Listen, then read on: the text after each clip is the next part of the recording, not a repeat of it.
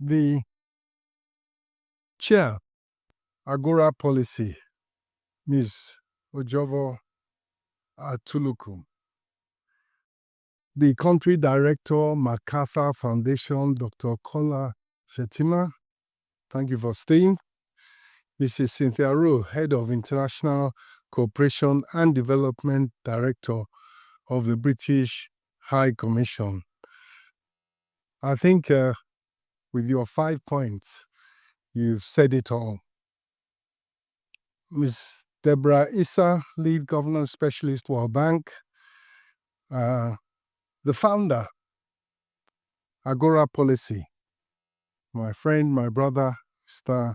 Waziri Adio. I'm particularly relieved that I could make this occasion, no matter for how short a time, because Mr. Waziri Adio has been a pillar of support and strength to our team at the Ministry of Finance, always available to help us with our retreats and our thought leadership sessions. Thank you very much indeed. Esteemed panelists, distinguished academics, let me not forget the Chair, Fiscal Responsibility Commission, the representative of the Chair, ICPC, and of course, Chair Smidan. Representatives of CSO, civil society organizations, CSOs here present, gentlemen of the press, invited guests, ladies and gentlemen. Let me once again express my appreciation to Agora Policy for this kind invitation to deliver some keynote remarks. Let me also commend the Center for Fiscal Transparency and Public Integrity, as well as the Cable organization, and with the support of the MacArthur Foundation for convening this very timely gathering.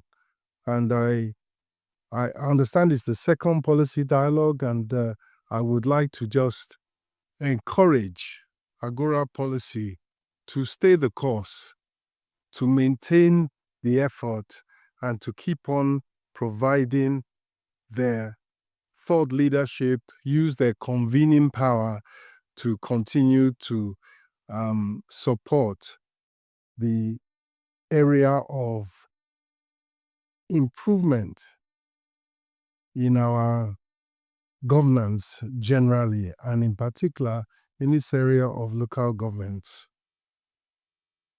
This particular policy dialogue speaks to an urgent national priority, making our system at the local government not only democratic in structure, but impactful in delivery. The aim and the strategy, the policy, the determination of President Bola Ahmed Tinubu is to lift millions of Nigerians out of poverty, and in no short time. And the key starts with the grassroots, the local governments, as we all know. The reforms that were referred to, I think, by Cynthia Rowe, that have been undertaken in the last couple of years, as she has rightly said, required boldness, courage, determination, but they have laid the groundwork for stimulating economic resilience, macroeconomic stability, and therefore getting to the next phase. If the first phase was removing major macroeconomic distortions in the economy by implementing market pricing of petroleum products and market pricing of foreign exchange, the next stage was to stabilize the economy, curtail inflation, get the reserves up, get the deficit under control, and boost revenue generally as a means of preparing the grounds for investment that would increase productivity, grow the economy, and create jobs. And that's the way to lift millions out of poverty. So the next phase, and we have just heard from the figures released by the Nigerian Bureau of Statistics in the first quarter, the economy grew at about 3.4%, and 3.5, let's say. But that is really half of the target. In order to really help people at all levels in the society, particularly the poorest and most vulnerable, we need to be growing at around 7% per annum, and that is the target of the administration, anchored on increased productivity and job creation. And the local government system is fundamental to the renewed hope agenda of the administration in delivering the gains of economic reforms to the people. We are here a year after a landmark Supreme Court ruling reaffirmed or affirmed the autonomy of Nigeria's 774 local government areas. By this ruling, the judgment does provide an opportunity for local governments to discharge their mandates as engine of growth and to bring development closer to the people. There is going to be a panel, I know, and they will go into the nitty-gritty of the ruling and its implementation. But in an environment, as was emphasized, one of the pillars talked about by Cynthia was democracy, a democratic environment. And in a democracy, rule of law is paramount. The Supreme Court has ruled, and it is the duty, the obligation, and the determination of the federal government of Nigeria to implement the ruling of the Supreme Court. And that is what has been done so far over the last year or so. Firstly, the Supreme Court stated that no local government that is not the only local governments that are democratically elected should have access to funds from the federation account. And over the year since the ruling, that is what the government of the Federal Republic of Nigeria has implemented. The latest was Lagos State, which has just had its elections, local government elections earlier this month.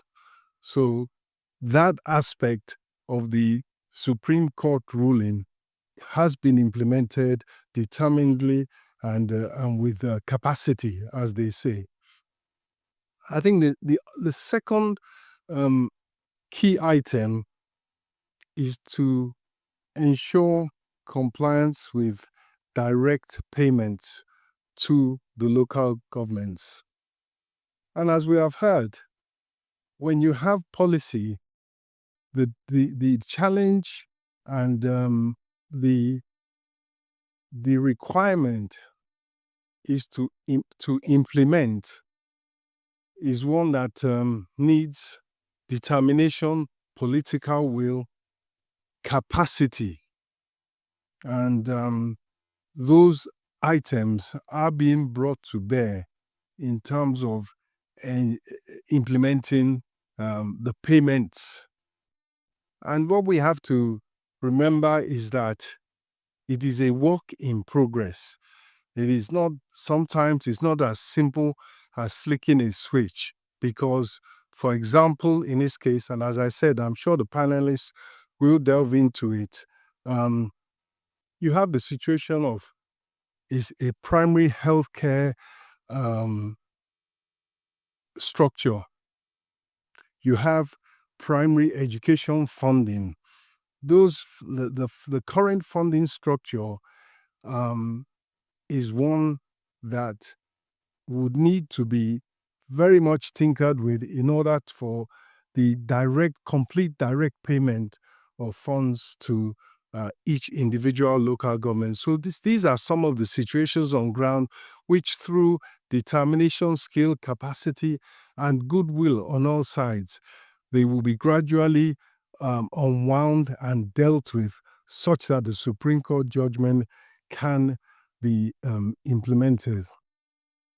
But at the heart of this whole effort is development at the grassroots level, is development state, local government by local government, and even ward by ward.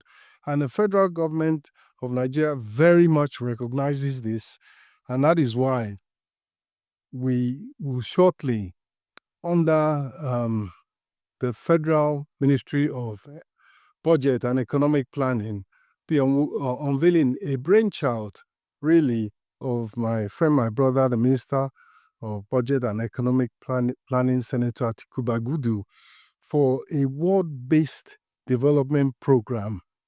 The 8,809 wards will be the focus, identifying them and their unique points and crowding in development partners, the private sector, as well as the state and the federal government, to focus on their exact needs rather than doing a one-size-fits-all. We'll drill down even to the ward level.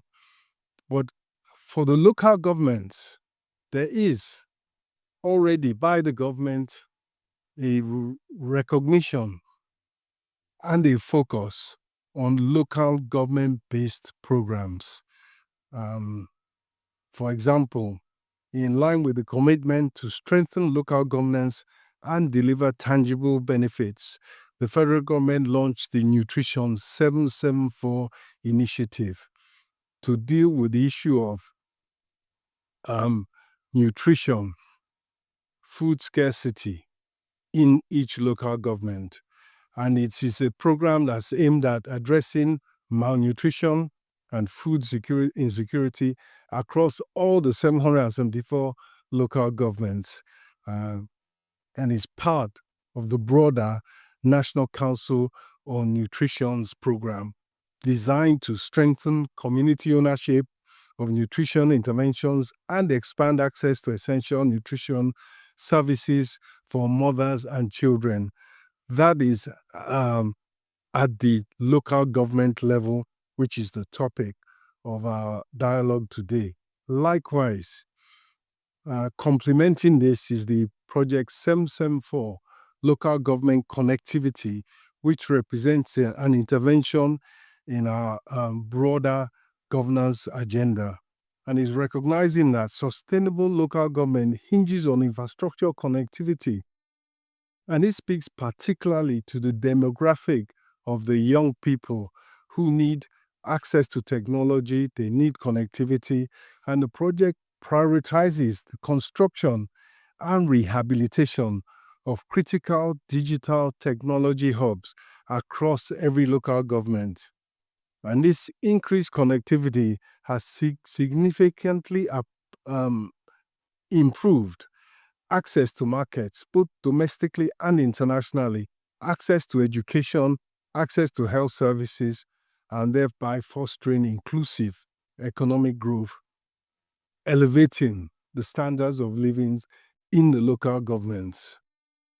And finally, just by concluding the type of interventions that the federal government, recognizing the critical nature of intervening at the local government level, is in partnership with the World Bank, the whole program, the Human Capital Opportunities for Prosperity and Equity. And this is a comprehensive federal initiative supported by the World Bank and is designed to address critical challenges in healthcare, basic education, and governance at the local government level. And of course, as we had heard earlier, with the funding that is coming to the local governments, governance, capacity to manage those funds is a critical element. And this project speaks to that governance at the local government level. But in addition, there is also what we call a program for results funding initiative for education and primary health. And these are expected to provide improved outcomes, management of local governments, management of their finances, improved healthcare, improved education, which of course are critical to well-being, to increasing the human capital index. And so we are here to talk about local government autonomy and fiscal autonomy, as has been laid down by the Supreme Court. But apart from the nitty-gritty of providing funds to the local governments, much more important is the comprehensive approach to development at the grassroots level, at the local government level. It's one thing having the money.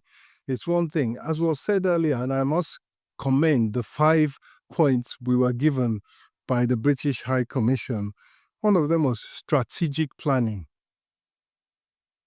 There should be a plan as to, okay, how exactly, and we know and we agree that there are 8,809 wards, of which make up the 774 local governments.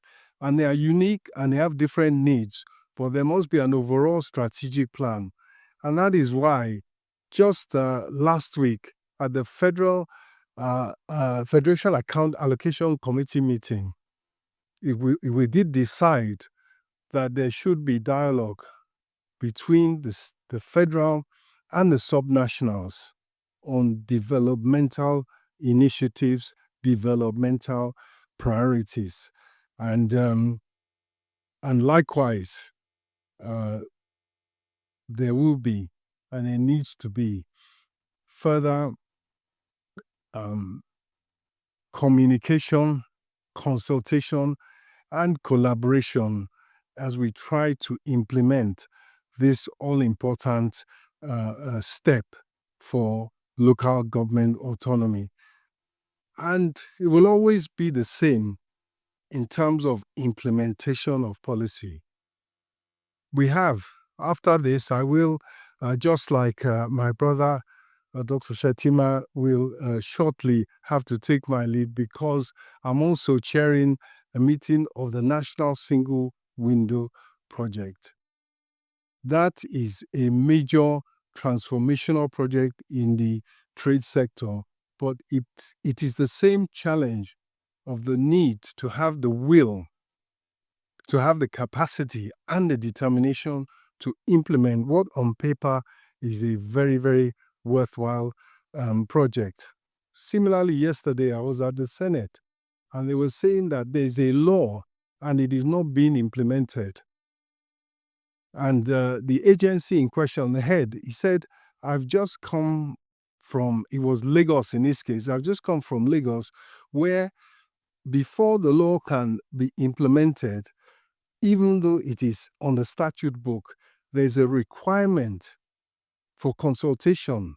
There's a requirement for agreement on the implementation modalities. So what I will leave us with is that we have a sound law as laid down by the Supreme Court. There are other laws regarding the unconstitutional provisions regarding local government finances already on the statute books. And so it is the collaboration, cooperation, determination, and the willingness of all to achieve success that will be paramount in ensuring that we achieve what the justices of the Supreme Court have laid down for us, which is implementation of fiscal autonomy for local governments. I look forward to whatever I can join in of the panel discussion in particular, but I wish us all successful deliberations. And I end by once again congratulating and commending Agora Policy and all the other partners. Thank you.